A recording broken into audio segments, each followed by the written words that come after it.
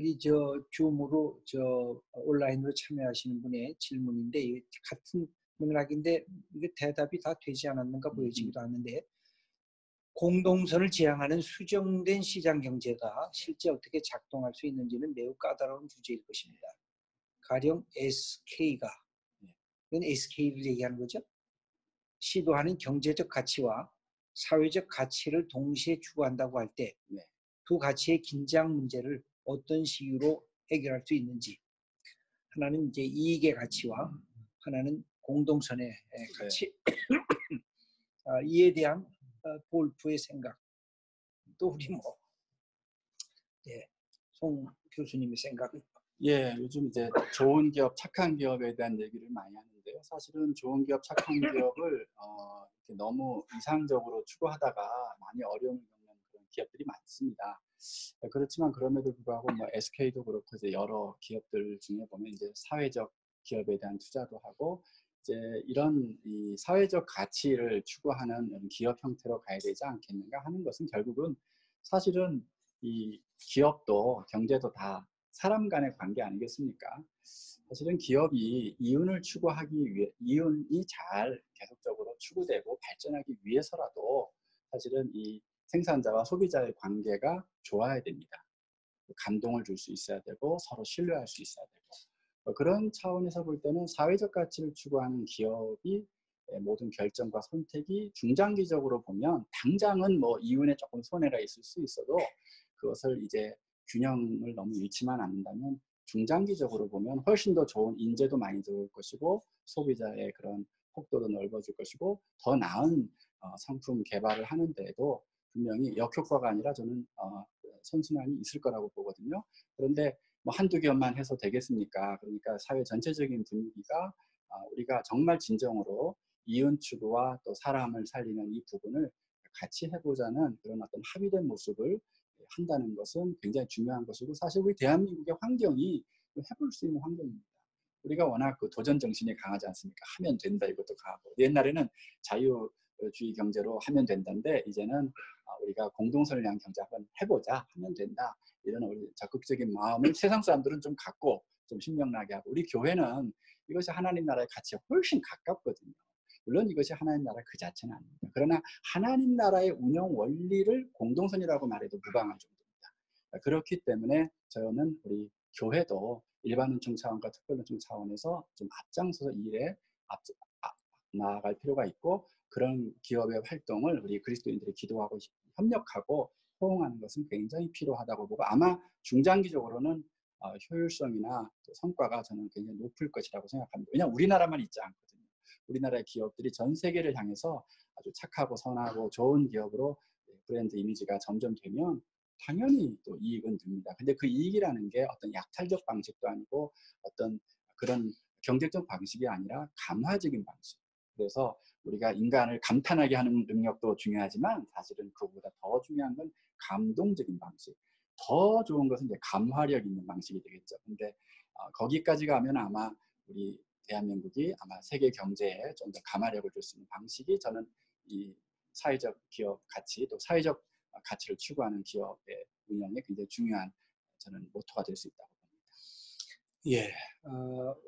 여기서 혹 플로어에서 손들고 질문하실 분 있으시면 질문 좀 한번 한두 분만 받고 그 다음에 조금 마무리를 하는 방향으로 가야 될 것 같습니다.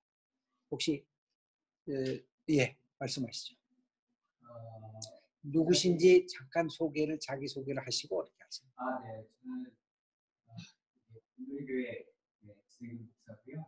나령교회에서 캠퍼스 교회 섬기고 있습니다. 일과 영성이라는 주제 자체가 굉장히 최근 오래전에 나왔지만 한국 교회에 최근에 많이 이슈가 되고 있잖아요. 근데 이번에 이제 코로나 사태 이후에 교회에서 예배를 드릴 수 없게 되는 상황이 많이 생기고 그러면서 어쩔 수 없다는 표현이 맞는지 모르겠지만 가정이나 일상으로 이런 것들이 많이 펼쳐져 가잖아요. 근데 솔직히 이 한국 교회나 일상이나 가정이나 일에서 이런 부분들이 나눠진 적이 많이 없는 것 같습니다. 어쨌든 이런 상황 속에서 이런 이슈가 이렇게 다시 주어졌을 때 교회가 어떤 부분들을 이제 성도들에게 더 이렇게 교육한다고 해야 될까요? 그러면 이제 좀 더 가정에서 그리고 또 현재 성도님들의 일상에서 정말 성령님이 인도하심이나 지금 말씀하셨던 부르심의 소망이나 이런 부분들을 좀 더 이렇게 펼쳐낼 수 있을까? 그러면 이제 하나님의 나라의 확장의 속도가 교회 안에만 머물러 있지 않고 더 확장될 수 있을 거다라는 생각이 이제 좀 많이 들거든요. 그래서 어떻게 하면 이런 부분들을 이제 성도들에게 더 이야기해 줄 수 있을까? 예. 목사님의 질문을 다시 여기 안 들렸을 것 같아서 줌으로 하시는 분이 지금 코로나19 때문에 생겨지는 지금 우리 한국 사회 위기 또 교회 위기 속에서 우리가 구체적으로 어떻게 더 하나님 나라를 위한 확장성을 교회 공동체에서 마련할 수 있을까 하는 그런 질문이신데 목사님께서 해주시면 감사하겠습니다. 저는 제가 너무 짧아서요. 나는 은퇴한 사람이 현역이시야. 현역이 이게 힘이 있어야. 목사님께서 예. 지금 제가 현역에 있는 분들을 이렇게 만나보면 두 가지 반응이 있습니다. 하나는 이게 교회 모이는 것이 다 막히면서 다른 방법을 이렇게 시도를 했는데 그게 이제 온라인이고 또 하나는 구체적으로 그 지역 우리가 있는 공동체 안에서의 셀 조직처럼 이것을 더 연결하는 그 작업들이 더 활성화돼 가지고 너무 좋았다. 그래서 교인들과 더 밀접한 관계를 갖게 되고 교인들의 연약함과 아픔을 내가 이렇게 직접 경험하는 오히려 기회가 됐다. 그러니까 교회가 꽤 규모가 있는 교회인데도 불구하고 그렇게 얘기하시는 분이 있고 어떤 목회자는 멘붕이 왔다. 얼굴을 못 보니까 얼굴을 봐야 이게 뭔가가 되는데 얼굴을 보지 못하고 그냥 온라인으로 하려니까 소통이 안 되는 것 같다. 그래서 너무 아프고 힘들고 괴로웠다. 두 가지 반응이 나왔습니다. 그 중간 반응은 그 사이에 이제 좀 있겠습니다만 목사님은 어떤 경우인지 모르겠습니다만 제 생각엔 우리의 패턴을 바꿔야 되는 지금 위기의 그 자리에 온 것 같습니다. 어떻게 하든지 중요한 건 uncontacted society에서 어떻게 컨택트를 할 것인가. 이 점을 우리 신학하는 분들이나 목회자들이 정말 깊이 있게 연구하고 그것을 탐구해서 이제는 그렇잖아요. 외국에 나가 있는 아들, 딸도 사실은 옛날에는 제가 독일에 있을 때는 전화 한번 걸기가 힘들었어요. 그러니까 전화 걸어도 잠깐 그 3분 안에 다 얘기하고 딱 끝내버렸어요. 요새는 뭐 카톡으로 그냥 공짜로 막 하잖아요. 페이스타임 같은 것으로. 그런데도 편안하잖아요. 그러니까 뭔가 거리가 떨어져 있는데 컨택트가 된다는 뜻이거든요. 그런 점에서 이 컨택트의 연결 지점을 큰 흐름과 작은 흐름, 그러니까 거시적인 컨택트와 그 주일날 예배 드리는 그것은 약간 거시적이잖아요. 그렇지 않고 교회 뭐 구역장이라든지 또는 팀장이라든지 이런 사람들을 통해서 아주 개별적으로 10명 이내의 사람들을 같이 이야기하고 같이 기도해주고 기도 제목을 올려주고 위에서 함께 글을 올리고 그러면서 진짜 사회적 거리는 많지만 넓지만 멀리 떨어졌지만 그럼에도 불구하고 영적 거리는 최대한대로 가까워지는 하나의 새로운 모델을 제가 볼 때는 많은 우리 목회하시는 분들이나 우리 성도님들이 공유를 했으면 좋겠어요.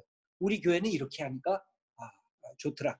제가 어느 교회 찬양대 하는 것을 이렇게 틀어서 봤는데 전부 다 뭘 했느냐면 전교인 할렐루야를 부활절 때 하기로 작정을 해가지고는 할렐루야를 이렇게 다 보내줬어요. 그 곡을.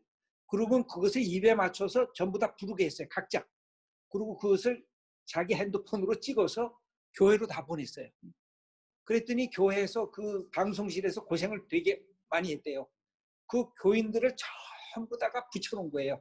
그리고 노래 동영상으로 이 할렐루야가 나오면서 노래를 부르는 것을 다 갖다가 집어넣었어요. 그랬더니 할렐루야를 주일날 예배 드리는데 내가 부르고 있는 거야 거기에 다 들어가서.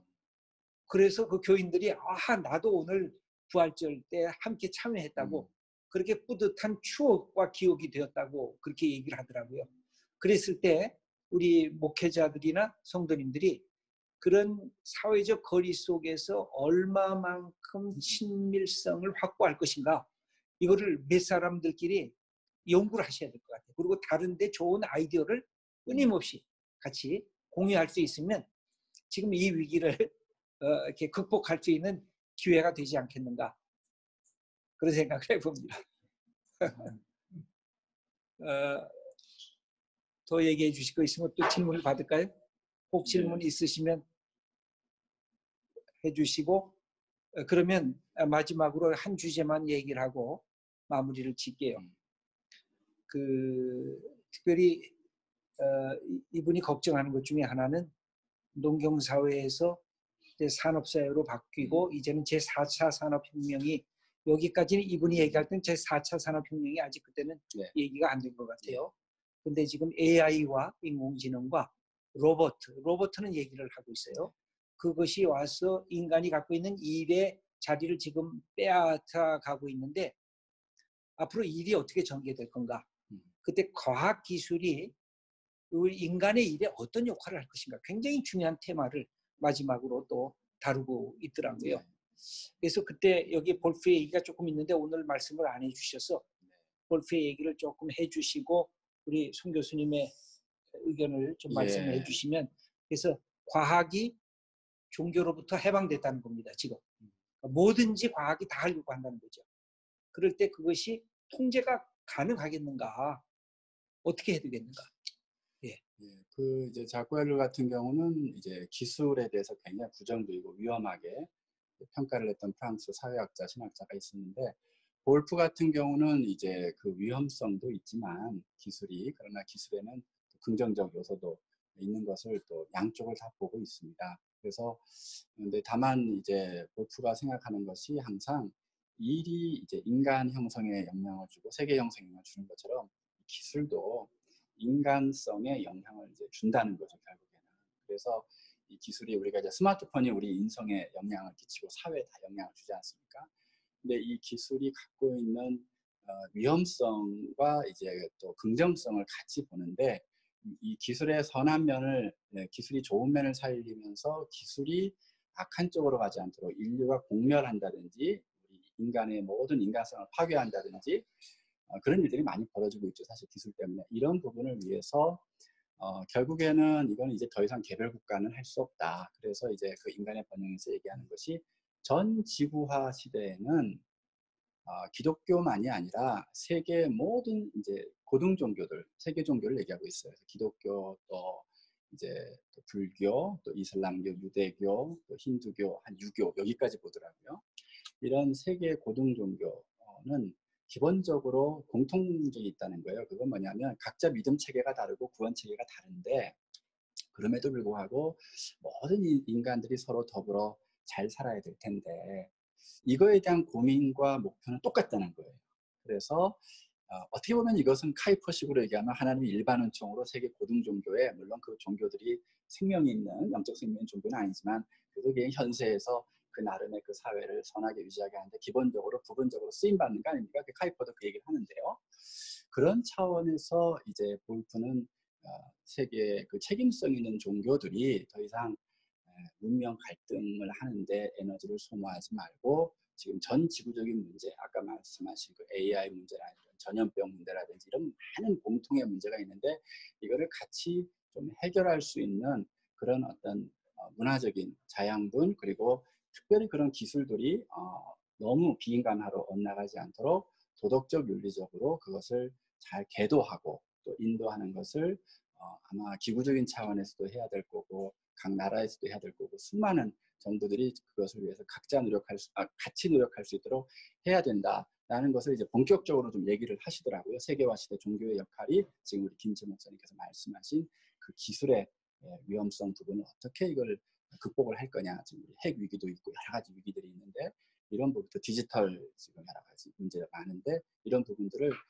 지금 막 적극적으로 이제 한 2016년 그때부터 그 책 뭐 작품 이렇게 저술들은 나왔는데 사실은 그 부분을요 2008년에 그 토니 블레어 영국 총리가 예일 대학교에 석좌 교수가 왔습니다. 온 이유는 볼프하고 같이 그 센터에서 둘이 코업을 했습니다. 그래서 토니 블레어하고 볼프가 둘이 코업을 하고 강의도 둘이 같이 하시고 저는 영국에 있을 때였는데 영국 보니까 또 토니 블레어는 미국 가가지고 볼프 교수님 만나가지고 두 분이 그 작업을 한 결과가 예일 대학에서 몇 년 동안 강의하거든요. 학생들하고 토론하고 그 결과가 이제 플러리쉬 즉 이제 인간의 번영입니다. 그 부분을 조금 아마 우리 나중에 북클럽 하실 때 목사님께서 좀 인도해 주시면 더 우리가 찾아볼 수 있을 것 같습니다. 예, 감사합니다. 사실 이번에 여러 가지 기술 문명을 통한 것 중에 최근에 엠번방 사건이 있었잖아요. 근데 거기에 그것을 추모했던 사람의 이름이 별명이 갓이거든요. 그 작은 갓이에요 다. 그러니까 이것이 갖고 있는 어떤 문명의 이기를 오도하는 하나의 우상적 틀이라고도 할 수가 있을 것입니다. 이 점은 우리가 심각하게 봐야 될 부분이 아닌가 하는 것이고, 그 다음에 이 창조의 영과 구원의 영이었을 때 여기에서 하나 중요한 것이 구원의 영에 있어서 죄는 불신앙이라고 할 수가 있습니다. 하나님하고 맞짱 뜨려고 하지만 하나님을 하나님으로 인정하지 않아요. 그러면 창조의 영에 있어서 죄는 뭘까요? 그거는 성경에서 보면 나태입니다. 게으름입니다. 일하지 않으려는 것, 수고하지 않으려는 것, 그래서 하나님의 일에 동참하지 않으려는 것. 그래서 이 두 가지가 다 성경적인 것입니다. 그러니까 하나님을 하나님 되게 하지 않는 것과 내가 하나님이 내게 주신 일을 포기하고 방기해버리는 것. 그 점에서 우리가 다시 이 두 가지를 회복시키는 노력을 우리 믿음의 공동체 속에서 함께 할 때 우리가 이 시대에 건강한 일의 자리가 뭔가 하는 것을 되찾을 수 있으리라고 생각합니다. 오늘 1시간, 2시간이네. 2시간 동안 우리 함께 참여해 주신, 특별히 열강해 주시고 함께 이렇게 참여해 주신 우리 송용원 교수님 너무 감사드립니다. 앞으로 아마 여러분들이 기대를 많이 하셔도 괜찮을 좋은 목사님이시고 또 좋은 학자, 신학자이십니다. 앞으로 여러분들이 더 기대해 주시고 오늘 이렇게 귀한 강의를 해주신 송 교수님에게 한번 감사의 박수를 해주십니다.